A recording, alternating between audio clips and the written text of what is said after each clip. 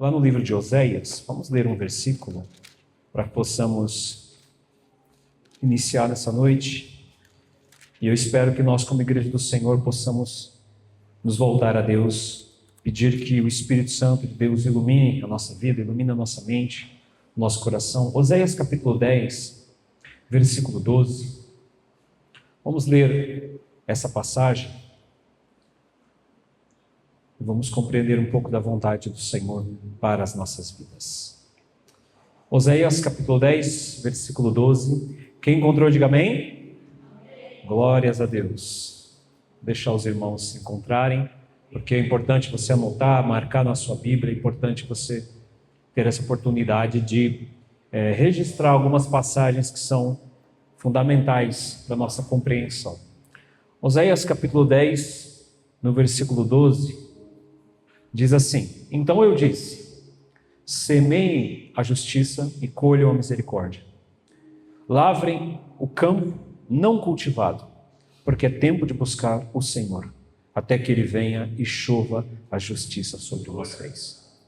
Então, que tempo nós vivemos, irmãos? Tempo de buscar ao Senhor, né? Lavrar o coração, limpar seu coração. Existe um tempo, e esse tempo é hoje. E o hoje é tempo de buscar ao Senhor, até que Ele venha, né? É uma temática que tem sido ministrada, tem sido derramada diante do Senhor e do Senhor para a igreja. Então é tempo de fazer o quê? Tratar seu coração, preparar, porque é aqui que Deus está semeando a palavra, é aqui que o inimigo está roubando, é aqui que as intenções muitas vezes são confusas, que nós perdemos a palavra de fé que Deus tem nos dado, até que Ele venha e chova a sua justiça, porque isso é certo.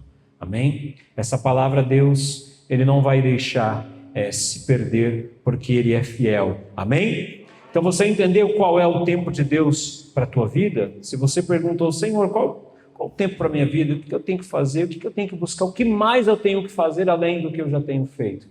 E o Senhor diz para nós isso: semeia a justiça, continua semeando a justiça, continua fazendo a tua parte, continua levando a palavra, colha a misericórdia, porque às vezes você semeia a justiça, o Senhor derrama grandes misericórdias, mas você não colhe, você não aproveita, você deixa de lado, ao invés de você abraçar isso, ao invés de você levantar pela manhã e recolher o seu maná, recolher dessa misericórdia que Deus derramou e fazer o melhor para a tua vida, você deixa ali tudo que Deus dispôs a você, você não toma posse do que é seu, você não toma posse das promessas do Evangelho, você toma posse do que é ruim, de palavras ruins, para detonar a tua estima, para detonar o teu coração. Então, faça isso, colha a misericórdia, busca o que é teu, né? Lave o teu coração, prepara a terra do teu coração, porque Deus tem mais, porque é o tempo de buscar o Senhor, até que Ele venha, Ele vai chover a sua justiça. Então o teu coração não pode estar vazio, ele tem que estar cheio das sementes do Senhor, porque quando a chuva do Senhor vier, as coisas começam a brotar, as coisas começam a fluir.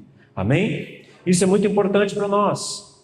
Efésios capítulo 5, também traz uma luz sobre o tempo, sobre o dia, sobre o nosso hoje na presença do Senhor.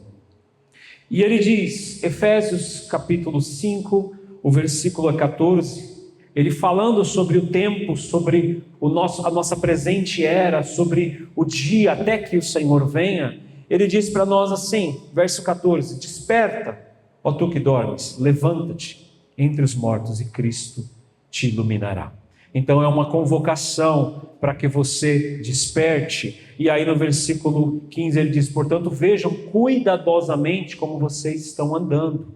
Lembra? Semeiem justiça, colham misericórdia, né? Preparem o coração, lavrem o coração, porque é o tempo de buscar o Senhor. Esse tempo chegou para nós. Não tem mais véu, está tudo aberto, está tudo preparado. Se acheguem ao Senhor, portanto vejam cuidadosamente como vocês estão andando, não andem como insensatos, sem direção, sem entendimento, mas andem como sábios, ou seja, aquele está falando de comportamento. O Senhor já tem derramado sobre a tua vida, então busque isso, exercite a sabedoria que Deus tem te dado.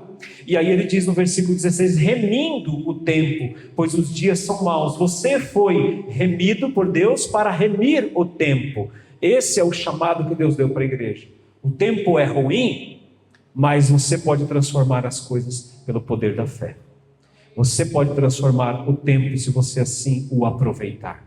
Amém? Eu costumo dizer isso. Deus ele tem palavras que não podem mudar nem um i, nem um tio da sua lei. Ele tem profecias que não podem ser impedidas, mas até na profecia profética, no texto de detalhes proféticos da profecia de Mateus 24, 25, Jesus ele diz assim, orai para que isso não ocorra no dia de sábado. Então ele fala que mesmo vivendo um cenário profético, ainda há a possibilidade de você gerenciar algumas situações de crise, orando. Mesmo que a profecia esteja se cumprindo, você pode piorar as coisas ou melhorar as coisas para você mesmo dentro de um tempo de cumprimento profético. Então existe uma profecia, senão ele diz assim, não faça nada, porque como a profecia está dizendo tudo vai acontecer do jeito que está escrito, você não vai poder mudar nada. Ele diz, não, mesmo num cumprimento profético, orem para que não aconteça assim, para que a vossa fuga não seja assim, falando ali direcionada aos judeus, se cumpriu ali inicialmente na perseguição a Jerusalém, mas ainda é uma palavra profética sobre nós. Então entenda, mesmo a profecia se cumprindo, ele diz, ore para que não seja assim, ore para que vocês consigam. Ou seja, existem detalhes dentro da profecia que podem ser transformados, existe um tempo que pode ser remido por meio da oração. Porque a gente fala assim, a profecia vai vir, eu não posso fazer nada. Ele diz, a profecia está vindo, mas ore para que, sabe, quando vier a perseguição, não seja assim, não seja dessa forma. Ou seja, você pode mudar cenários proféticos. Você não pode mudar a profecia, mas você pode mudar cenários. Você pode remir o tempo. E o que a gente está fazendo? Jesus está voltando. Vamos orar para que ele volte, para que a minha família esteja junto. Vamos orar para que não se perca ninguém, para que, se possível, todos sejam salvos. Vamos remir o tempo. Esse é o convite do Senhor para a tua vida. Diga para o teu irmão, vamos remir o tempo. Amém? O cenário é profético, as coisas vão se cumprir, mas ele diz, ore para que seja assim, ore para que não venha. Ele diz um outro trecho, olha, a profecia, se esses dias não fossem abreviados, nem os escolhidos, eles suportariam.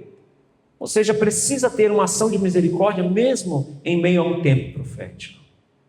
E remir o tempo é orar. Sabe, vão acontecer coisas, mas nós vamos orar, e para nós, se nós tivermos que fugir, o Senhor vai nos dar o livramento, mesmo num tempo de perseguição. Por isso ele diz, orem. Se vocês não orar, as coisas vão ficar difíceis. Se vocês orarem, vocês vão gerenciar crises, mesmo em um tempo profético. Isso é remir o tempo. E muitas vezes as coisas estão difíceis em nossa vida, porque nós não estamos remindo o tempo, nós não estamos gerindo nada, e por esse motivo, as coisas são mais difíceis do que deveriam ser. 40 dias podem virar 40 anos num deserto, porque você não remiu o tempo. Porque você, é Deus que está fazendo, é a vontade de Deus, será? A vontade de Deus é que eu saia, amém, mas de que forma eu devo sair? Rebelde? Murmurando? Desesperado? Muitos morreram no deserto e muitos questionaram, mas a vontade de Deus não era que eu saísse? Ou a vontade de Deus é que eu morra no deserto? Depende de como você está gerindo as suas crises. Depende de como você está remindo o tempo. Amém?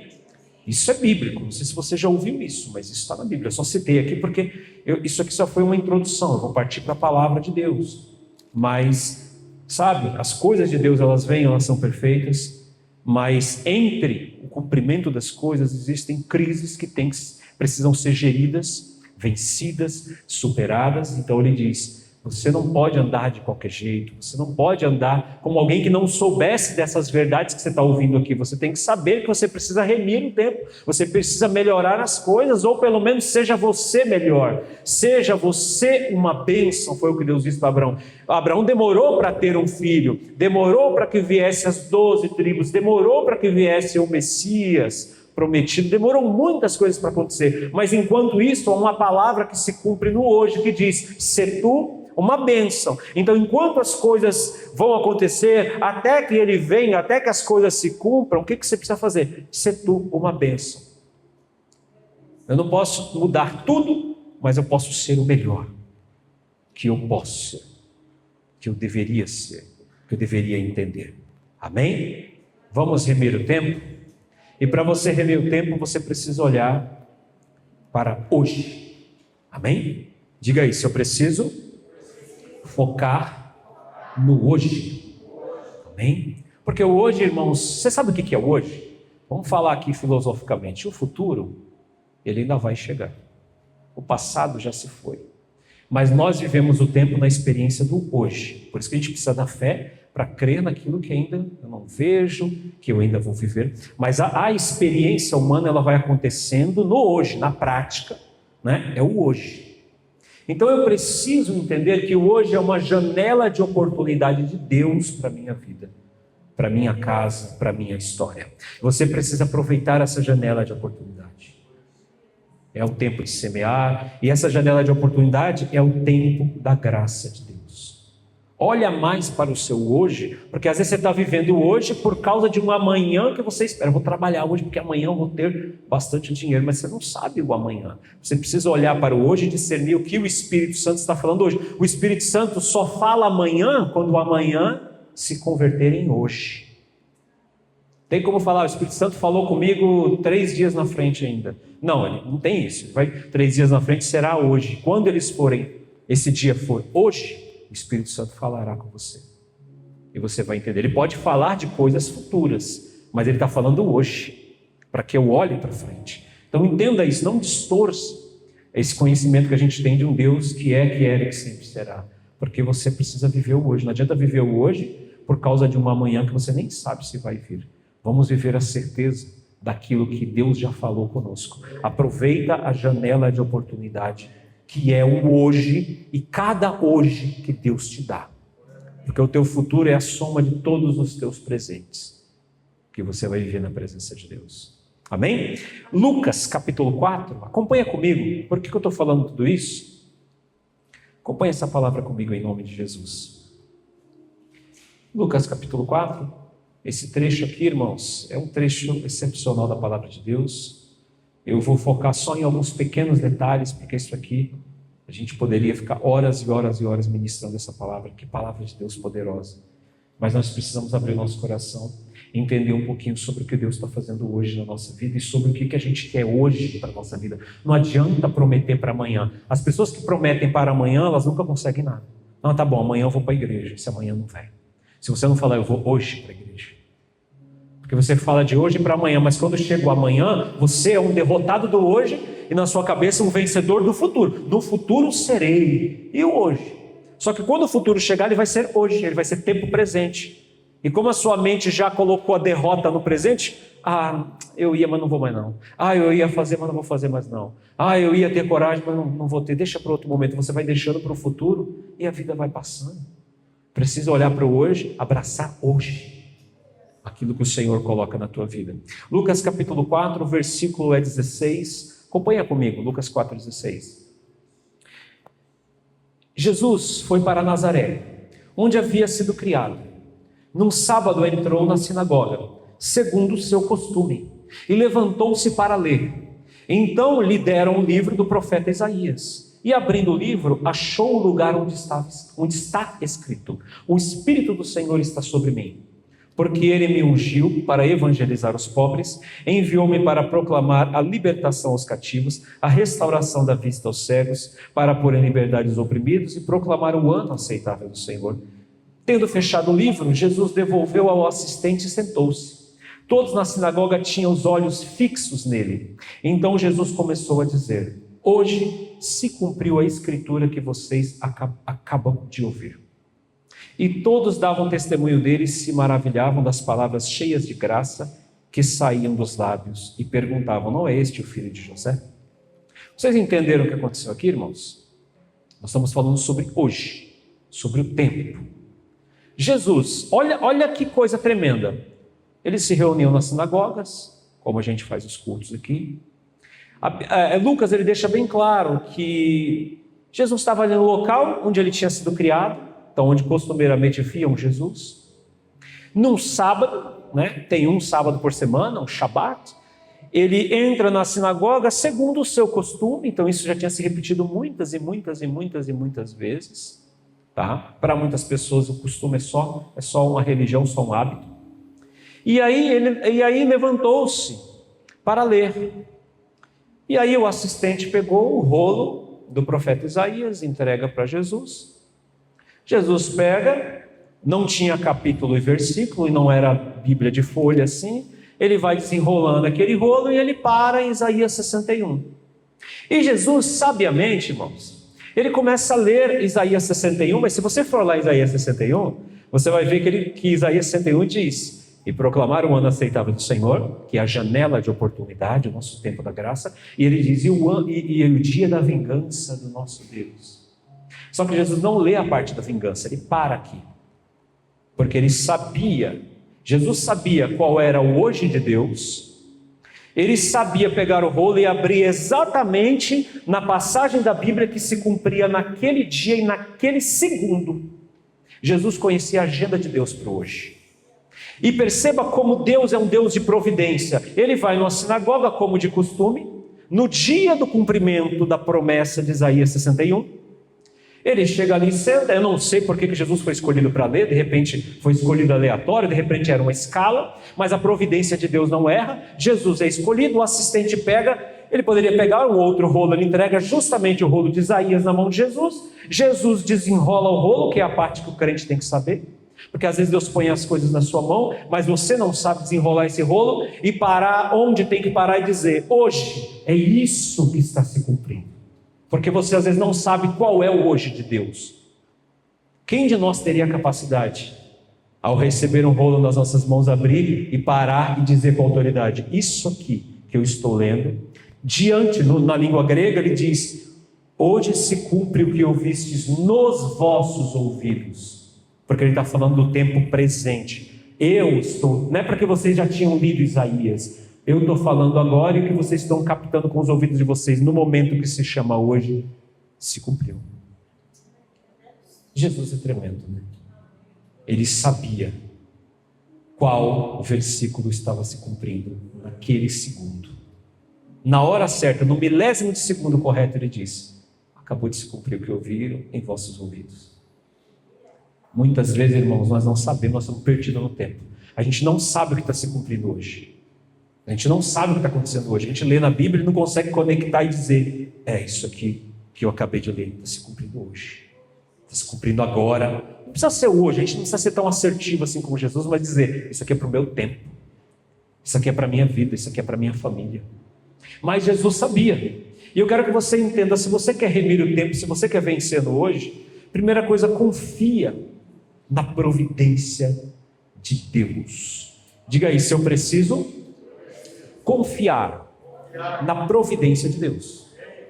Amém? Porque Jesus vai num dia que é de costume, e aí ele se levanta para ler, e aí alguém entrega um rolo, que era o rolo exato, e aí Jesus abre na parte correta e diz: ó, hoje é isso aqui, ó.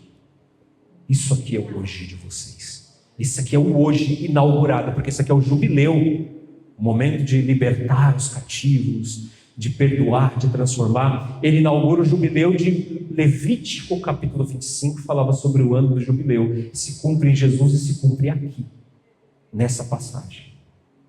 Você acha, irmão, que foi à toa aquele dia, aquele sábado foi só mais um sábado? Imagina quem perdeu, pastor, aquele sábado. Quem não estava lá, para saber que o jubileu tão esperado de milênios está se cumprindo agora. Agora é o momento de libertar, de transformar. Imagina aqueles que, sabe, o servo que poderia escolher qualquer um dos rolos ali, guiado pelo Espírito Santo, ele pega o rolo certo, chama a pessoa certa, no dia certo, entrega o rolo certo, e a pessoa abre na parte certa e lê o que Deus está fazendo naquele segundo. Eu vou pregar para os irmãos o que Deus vai fazer na sua vida. Eu vou pregar o que Deus está fazendo agora, que está se cumprindo no vosso ouvir agora, dentro deste culto, na igreja do Nazaré, nesta quinta-feira. Porque quando eu quiser falar da próxima quinta-feira, eu venho na próxima quinta-feira. Eu preciso falar também do que Deus está fazendo agora, e do que você tem que receber de Deus agora para a sua vida. Porque senão fica complicado. Deus está te dando vida agora, você não sabe se vai ter amanhã. A gente não sabe nem se a gente vai conseguir cumprir esse relógio de oração, mas eu vou. Em nome de Jesus, pelo menos eu quero. Eu vou falar aquela estratégia que eu já falei para os irmãos da minha casa da última vez. Eu já estou entrando, não é sempre que eu estou com muita vontade de entrar no relógio de oração. É porque se eu me escalei e Deus aprovar, Eu vou ter que estar lá no sábado, eu já sei que eu vou estar garantido vivo no sábado. Eu falei, Senhor, eu preciso cumprir o relógio de oração, Senhor. Deixa eu ir lá. O Senhor vai tirar eu do relógio de oração? Então é uma estratégia para me envolver o Espírito Santo, como se eu pudesse envolver o Espírito Santo. Mas eu creio, assim, sabe, eu vou nessa mentalidade, eu sou brincalhão, tem que ser brincalhão com Deus também. Eu falo, Deus, eu preciso estar no relógio, você tem que me dar um sábado de vida. Eu preciso acordar, abrir meus olhos sábado, porque eu preciso orar. Ou o Senhor não vai deixar também, se quiser me levar para o céu, amém. Mas deixa eu participar desse sábado aí. Agora quando você fala, não, eu também não quero, eles falam, então não tem, acho que mais nada para você fazer. Então levar você então embora. Não tem mais nada para fazer, não quer fazer mais nada, não quer ficar em casa, não quer fazer, tá bom, vamos levar então. Sobe já, vai para o céu, glória a Deus, vai para o céu. Né? Mas não que eu não queira ir para o céu, mas eu tenho alguma obra para fazer aqui ainda. Tem alguns hojes ainda que o Senhor escreveu para mim, que eu preciso viver. Vocês estão entendendo? Você confia na providência de Deus? Que tudo corresponde para o bem daquele que ama Deus? Vocês perceberam a importância dos obreiros aqui? Daquele que abre a porta, daquele que pega o copo de água, daquele que vai lá e pega o rolo e entrega na mão. O Espírito Santo teve que usar todas as pessoas, da mais simples da sinagoga, até usar o seu grande servo, filho, Messias, Jesus Cristo. A gente funciona como um corpo, irmãos. Todo mundo é importante aqui. A providência de Deus se manifesta em pequenos atos de cada um de nós. Para que as promessas se cumpram, vai passar pela mão de muita gente aqui. Faça a tua parte com zelo. Já pensou se aquele cara falar assim, eu vou pegar qualquer rolo? Eu nem vou pegar mais hoje, deixa outro. Sabe, foram as pessoas certas, nos atos mais simples, que concretizaram a profecia, a grande profecia do ano aceitável do Senhor. São as coisas simples que Deus está agindo em nosso meio. Deus está agindo na tua vida e através da tua vida. Amém? Vocês entenderam isso? E como eu estou falando, a gente tem que saber desenrolar as ideias com Deus. Não, os jovens falam isso, tem que desenrolar as ideias. Porque Deus botou um rolo aí na sua mão, você tem que saber desenrolar esse rolo e entender, desenrolar essas ideias com o Senhor. Porque se você não tem intimidade com Ele, você não sabe desenrolar o rolo do manto do mistério e nada acontece na sua vida e você vai dizer, nossa, Deus não me ama. Você não sabe desenrolar as ideias. Né? Todo mundo fala isso hoje, tem que saber desenrolar as ideias.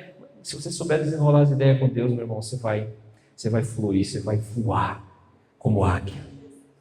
Agora, se você não souber falar com Deus, se você não souber conversar, se você não tiver intimidade, se tudo for na base da força, na base do choro, se jogando no chão, querendo chamar a atenção do Senhor, se for desse jeito, você não vai conseguir nada. Alguém me tocou e eu disse, mas todo mundo te aperta, está todo mundo louco aqui, Senhor. Mas ele disse, mas alguém me tocou, porque de mim saiu virtude. Tem pessoas que sabem desenrolar as ideias com Deus. Tem gente que sabe chegar. Tem gente que sabe amar. Tem gente que sabe adorar. Tem gente que sabe ser humilde, sabe reconhecer. Mas tem gente que não sabe, que não aprendeu. Aí ele pega o rolo, abre em qualquer lugar. Aqui, ó, eu quero isso aqui, ó. Agora, o Senhor falou, nossa, Jesus ele soube ler e parar antes do juízo. Porque ele não veio, como diz João, para que julgasse o mundo, para condenar. Ele veio para que o mundo fosse salvo. Então ele parou no ano aceitável do Senhor. O julgamento vai vir.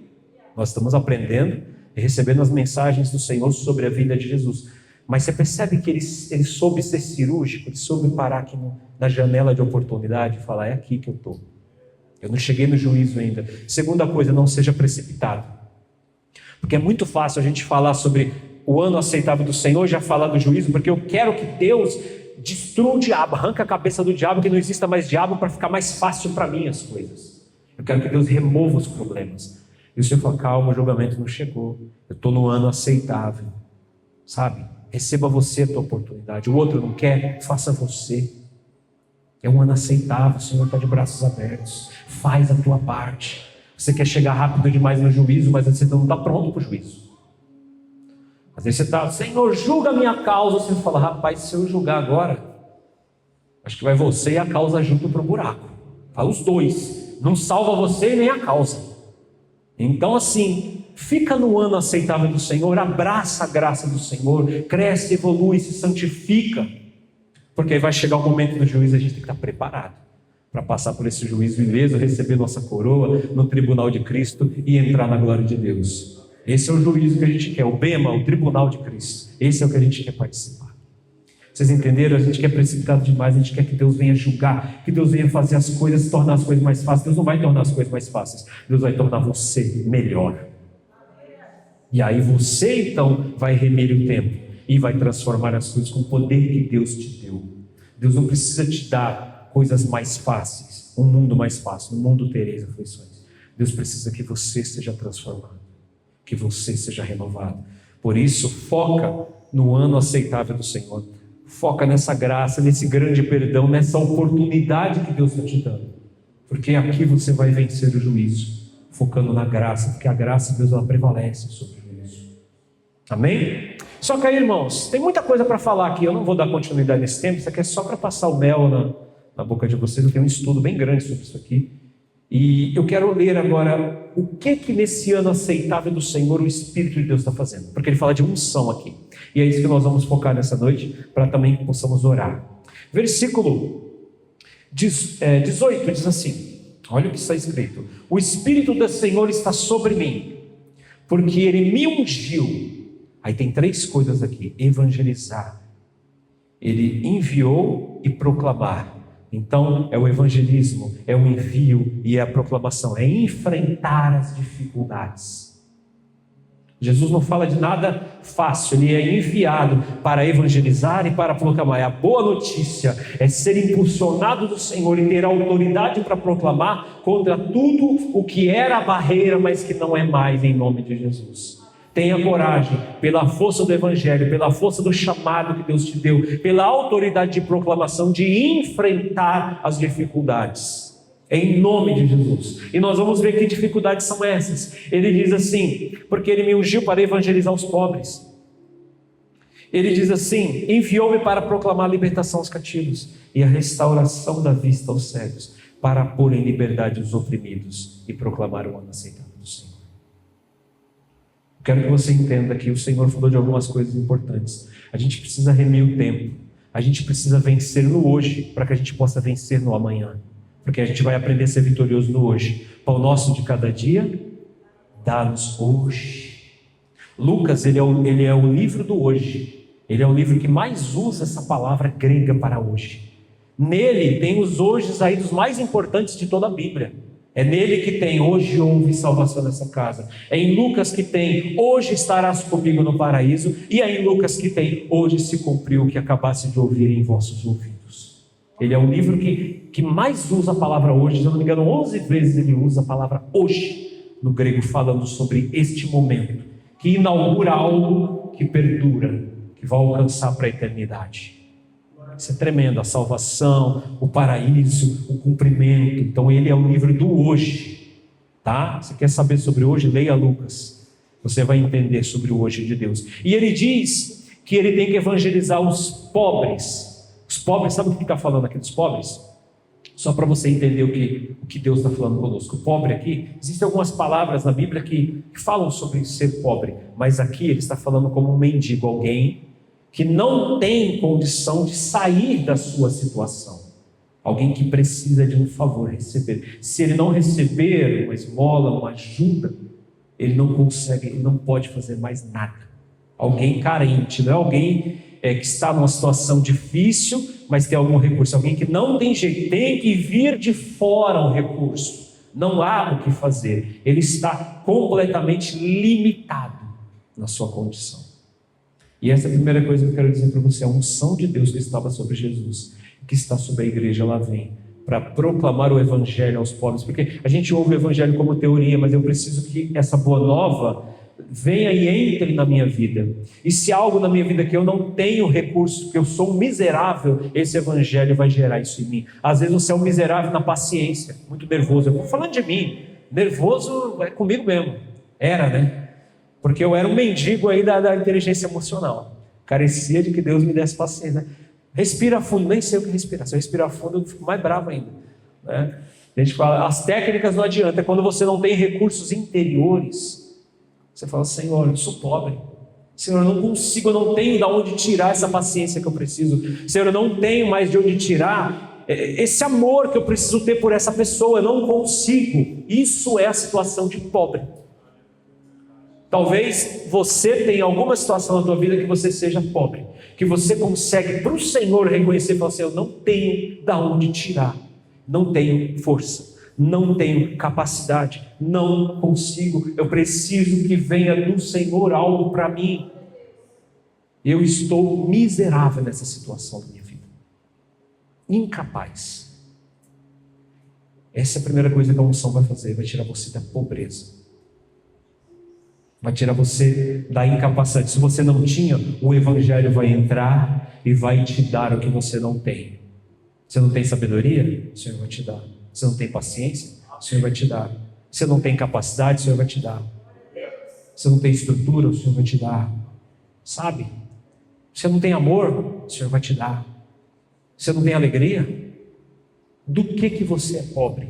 Do que você... Quem é você, na verdade? Para que você diga, Senhor, preciso. Onde você pode olhar para a sua vida e dizer que eu sou pobre? Eu posso até dar um sorriso, mas é falso. Eu não tenho alegria dentro de mim. O Evangelho vem para mudar os pobres. O Senhor vai mudar a sua vida. Esse é o significado da palavra pobre. É alguém que não tem, ele precisa receber. Não tem outro jeito. O único jeito é receber um favor. E nós, às vezes, mesmo como cristãos, ainda temos áreas da nossa vida com muita pobreza. Precisamos de receber alguma coisa de Deus, porque a gente não tem. Às vezes você não tem oração, você não tem fé. Esse Evangelho precisa mudar a sua vida, e ele vai mudar. Porque essa palavra que foi inaugurada, esse hoje é todos os hojes até a vinda do Senhor.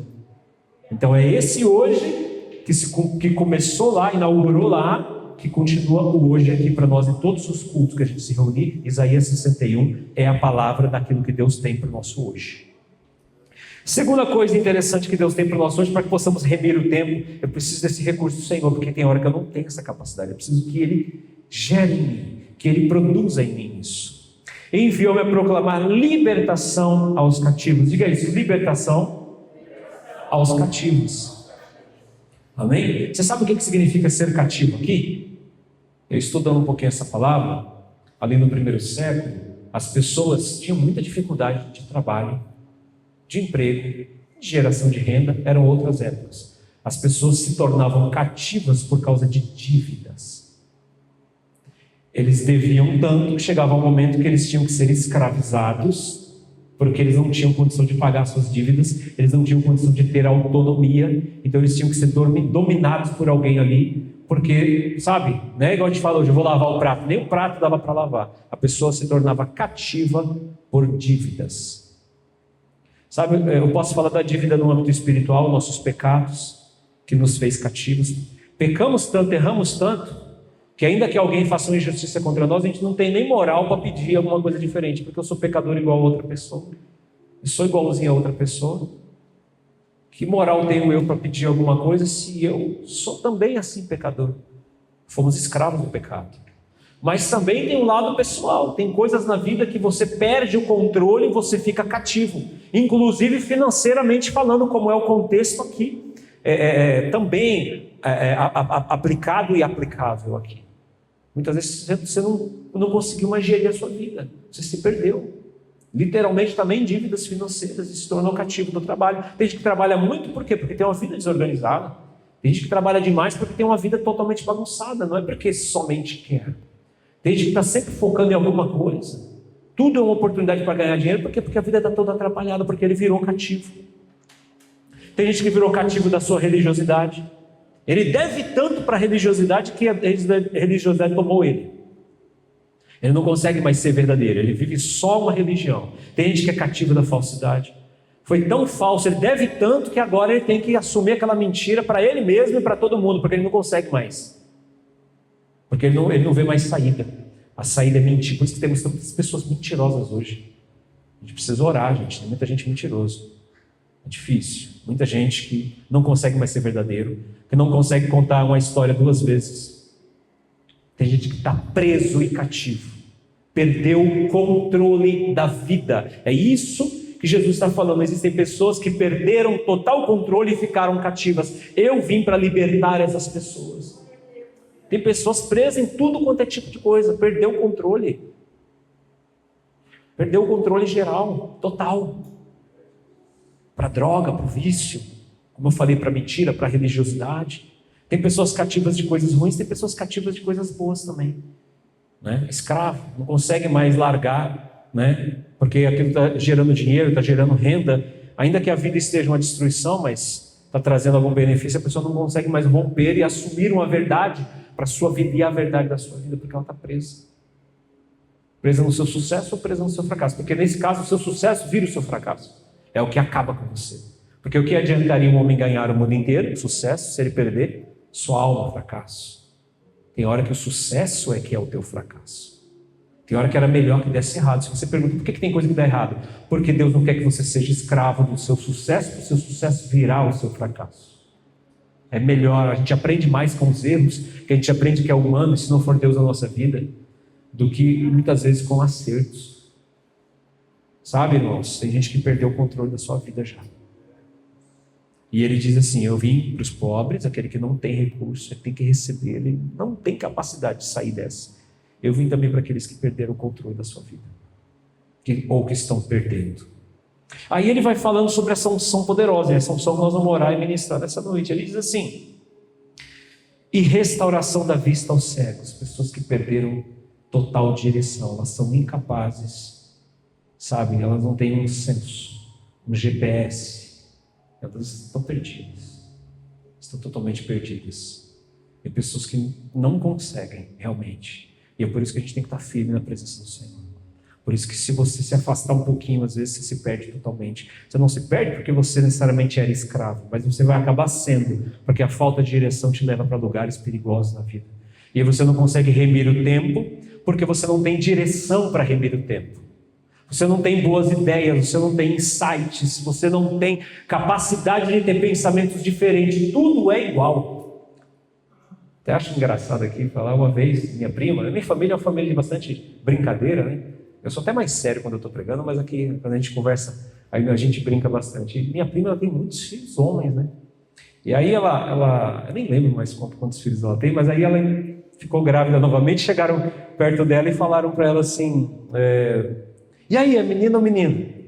E aí ela falou assim, você está perguntando ainda, é menino? Ela falou, não, meu marido não tem criatividade não, é só menino. Não consegue outra coisa diferente. Ela brincando, né? Eu lembro disso faz tanto tempo, dei risada, eu falei, é verdade. Porque às vezes isso é uma reflexão, a gente não tem criatividade para fazer nada diferente. É a mesma coisa. E aí a gente fala, Senhor, o que está acontecendo? Porque não tem direção. Como que você vai fazer uma coisa diferente se não tem direção? É sempre as mesmas ideias. É sempre a mesma coisa. Não precisa nem falar mais, a gente já sabe o que vai sair. Dependendo do jeito que vem, você já sabe até. Você fala, peraí, deixa eu revelar aqui, ó. É isso. Nossa, pastor, como é que você sabe? Não é revelação, é falta de criatividade. Não tem nenhum probleminha novo para lutar. É o mesmo ainda. É o mesmo problema, tem que ter alguma coisa nova. A gente tem que chegar e falar, nossa, eu entrei numa enrascada nova, eu fiz um negócio, né? E agora eu estou na luta. Não, é aquele mesmo problema. Mas Jesus, precisa ter criatividade. Vamos lutar novos inimigos aí, vamos pegar umas coisas diferentes. Porque senão, irmãos, falta de visão faz isso. Você fica literalmente no mesmo, você se torna o seu próprio inimigo, sua própria barreira. E por último, ele diz assim, e a pôr em liberdade os oprimidos. Aqui é uma palavra doída, mas ele fala sobre a opressão que leva a vida a se despedaçar. Pessoas quebradas, é isso que está na língua original. Sabe uma pessoa totalmente quebrada? Você sabe, você, né? Que já foi quebrado, é possível que você não tenha sido quebrado. Eu cheguei na igreja, eu estava um caco, né? Não sei se eu já era um caco, mas eu cheguei, eu estava só pó, né? Por quê? Porque eu não aguentava mais as pressões, as opressões, elas destruíram a minha vida, num sentido de que eu fui virando pó. Deus disse para Adão, se você está desligado da minha vida, você morre e você volta ao pó. E ao pó você vai tornar, porque você foi feito de lá. As pessoas estão sendo quebradas até voltar ao pó. Mas graças a Deus a gente tem um evangelho que garante para nós vida eterna, que garante para nós milagre e transformação. Você não vai voltar ao pó, não. Você não vai voltar ao pó. Sabe por quê? Porque Deus te deu vida e vida com abundância. Que agora a morte não tem poder sobre você. Entenda o que eu estou falando. Existem pessoas quebradas. Existem pessoas totalmente destruídas na sua imagem, na sua autoimagem, na sua beleza, nos seus dons, nas suas qualidades, porque a vida oprimiu tanto que a pessoa não consegue olhar para si, sabe? E você não precisa ter uma falsa humildade, mas você não consegue reconhecer que você é uma bênção. Eu dizia isso quando eu comecei a pregar, lá na minha juventude, eu dizia isso. Uma vez Deus falou no meu coração: sabe qual a diferença entre uma pessoa que enxerga e uma pessoa que perdeu a visão, ou que não tinha visão e Deus fez um milagre e fez ela ver? Porque a gente lê na Bíblia muitos milagres de curas. E eu perguntando ao Senhor, qual a diferença? Deus falou para mim assim, na minha juventude: a diferença é o modo, o meio pelo qual o milagre da visão se manifestou na vida. Uns receberam por uma ação miraculosa, porque não tinham, outros nasceram com esse milagre. A visão é milagre. Milagre. Construir um olho, só o Senhor, né? O ser humano aí está criando ciências, mas vocês entenderam? Andar é um milagre. A diferença é que uns recebem por uma oração, uns recebem com muita luta através de uma grande ação espiritual, e outros já nasceram com esse milagre. Você consegue glorificar Deus pelo que você tem? Falar, irmãos, é milagre. Só que uns recebem depois de muita luta, não são todos, e muitos nascem com esse milagre. Ter filhos também é milagre. Alguns têm milagre, né? Toda hora, tem que até parar o milagre, tem que jogar o vaso fora, porque senão o azeite, como diz lá lá em Eliseu, enquanto tinha botija, tinha azeite. Quando ele falou, cadê a botija? Acabou, aí o azeite parou. Então tem gente que é assim, mas tem gente que é um milagre, mas Deus manda um filho. Você está entendendo? É milagre de todo jeito. O que muda é o modo com que você vivencia essa experiência. Tem gente que nasceu no meio do milagre, é tão normal para ele que ele não vê o valor. Ele nasceu, ele fala, ele pensa, ele é inteligente, ele é bonito, ele é capaz, ele é forte fisicamente, ele vai onde quer, ele faz o que quer, ele é um milagre vivo, então ele não valoriza, ele não enxerga, ele não entende, ele não agradece. Há outros que, se puder viver um detalhezinho, tiver uma pequena experiência que você nasceu com ela, se ele pudesse ter uma, o que daria a alguém para ter as pernas que eu tenho e poder andar? Um dia, eu vou falar para vocês, é uma coisa que eu nunca mais esqueço. Eu deveria ter aí meus 19, 20 anos, por aí. E eu estava indo fazer um culto, eu não tinha carro na época, e esperando um ônibus, aquela camisa social, aquela coisa toda, esquentando, eu suando ali. Eu falei, meu Deus, mas o Senhor precisa abrir uma porta e me abençoar, porque eu estou fazendo tua obra, é tão difícil esperar ônibus no litoral ainda. Eu falei, nossa, eu vendo o pessoal ir para a praia, né? E eu falei assim, meu Deus, eu lembrei, porque a gente tinha que andar uns 4 quilômetros para fazer uma visita, lá no bairro do Camburi, 4 quilômetros para ir, 4 quilômetros para voltar. E eu falei, ainda vou ter que andar nesse calor. Eu falei, Senhor, comecei a querer murmurar, uma pré-murmuração, né? Começa ali, você vai dando espaço. Aí daqui a pouco eu olhei para o lado, tinha vindo um jovem na cadeira de rodas, empurrado, para conhecer a praia, o jovem feliz. Naquela hora que eu olhei, aquilo ali para mim já foi a repreensão. Porque eu estava reclamando porque eu tinha que andar. E na hora aparece um cadeirante do meu lado com toda alegria. E eu mesmo falei, se esse cara pudesse ter, se Deus trocasse, né, e desse para ele a oportunidade que me deu, talvez ele faria o dobro do que eu já fiz pelo Evangelho. Eu digo isso para as minhas filhas, quem conhece sabe, eu falo para elas, faça em respeito àqueles que não receberam o dom que você recebeu. Porque tem gente que faria mais, se Deus se tivesse a oportunidade de ter as mãos que você tem, o dinheiro que você tem, a oportunidade, os amigos que você tem. Tem gente que, se pudesse ouvir uma boa palavra que você ouve, faria 2, 3, 10 vezes mais do que você. E está na hora, a gente até fala, Senhor, até eu muitas vezes já desanimei de mim, eu falei, Senhor, tira de mim e dá para outro. Eu não mereço. Tem gente muito melhor. Tem gente que merece muito mais, mas o mistério do Senhor é escolher um traste igual eu e falar, eu vou te usar. Então eu tenho que fazer. Seja aos trancos, aos barrancos, não interessa, tudo isso vai passar. Eu preciso fazer porque foi uma escolha de Deus. Não cabe a mim isso, mas eu já fiquei muitas vezes triste, porque eu sei que tem pessoas que são melhores, que fariam mais, que amam mais, mas Deus escolheu eu, que não sou melhor, não sou o melhor da minha casa. Pelo contrário, tem pessoas de coração melhor da minha família do que eu. Só que eu recebi o chamado. E é por isso que eu quero ser um cativo do Senhor. Porque eu não mereço o que eu tenho. Porque sem Cristo eu não presto. Então eu preciso viver isso em respeito ao meu chamado. E que meu chamado seja o meu melhor castigo. Viver ele todos os dias. Senhor, me deixa nesse milho aí para sempre. Porque isso é o que está dando valor e é o que dá na minha mente força para que eu possa me levantar e fazer o que eu tenho feito todos os dias. Porque eu não mereço. Eu estou falando sério, eu não mereço. Mas eu agradeço a Deus. Por que eu, Senhor? Porque eu quis. Então, amém. Respeito aqueles que não tiveram a oportunidade que eu tive. E respeito aqueles que não tiveram pessoas maravilhosas como eu tive, que são tão boas comigo, que me tratam com tanto carinho. Eu trato as pessoas nem com 10% do carinho que eu sou tratado. Onde eu vou, as pessoas me tratam bem. E eu sempre questiono, falo, nossa Deus, eu preciso melhorar. O Senhor só coloca pessoas maravilhosas do meu lado, eu é que sou o pior. Porque eu não tenho a mesma paciência, qualquer coisinha eu já fico meio bravo. Mas as pessoas comigo não são assim. Se as pessoas fossem assim comigo, irmãos, ninguém me daria oportunidade. Portas estariam fechadas da minha cara. Portas estão abertas porque as pessoas me amaram porque foi a mão de Deus. Você não consegue entender isso? Eu estou falando da minha vida com sinceridade. Mas olha para a tua. Você merece as portas que se abrem para você. Você merece o que você comeu. Fábio, eu nunca dei o que eu recebi. Eu recebo mais. Eu só posso agradecer a Deus. Eu só posso entender que isso é um ano aceitável do Senhor para a minha vida. Não é o dia da vingança. Porque Ele me poupou, e por isso que eu vou viver. Esse é o dia aceitável de Deus para você.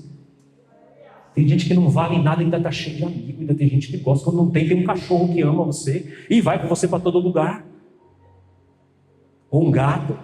Deus deixou tudo. Se não dá, a pessoa tem animal aceita, né? Você está entendendo o carinho? Nem animal a gente merecia ter, gente. O animal somos nós, muitas vezes. O bicho é melhor que a gente.